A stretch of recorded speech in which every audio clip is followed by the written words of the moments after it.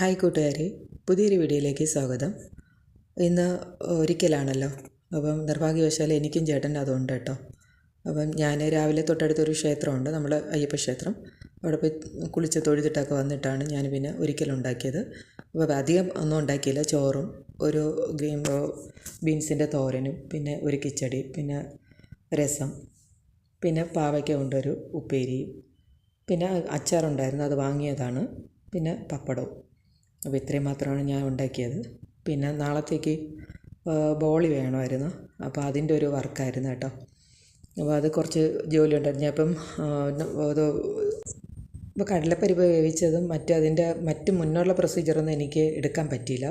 കാരണം വെച്ചാൽ വീടൊക്കെ തുടയ്ക്കാനും വൃത്തിയാക്കാനും അങ്ങനെയുള്ള ബാക്കി കാര്യങ്ങളൊക്കെ ഉണ്ടായിരുന്നു. അപ്പം ഷൂട്ട് ചെയ്യാനൊന്നും ബുദ്ധിമുട്ടായിരുന്നു.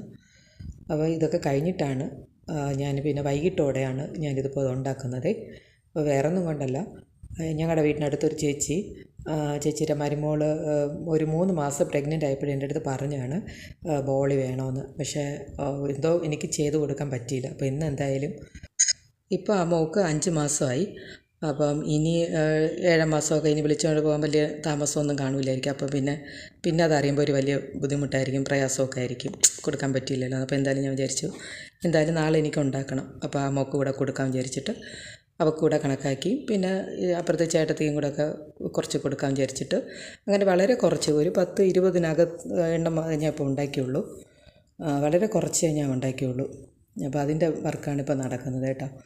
അപ്പോൾ നാളെ നിങ്ങളുടെ വീട്ടിലൊക്കെ നമ്മുടെ കർക്കിടക പാവിൻ്റെ ഒക്കെ ഒരു ഒരുക്കങ്ങൾ കാണുമായിരിക്കും അല്ലേ? അപ്പോൾ ഇത്രയേ ഉള്ളൂ ഇന്നത്തെ വിശേഷം. പുതിയൊരു വീഡിയോയുടെ കാണാം. Okay, thank you friends.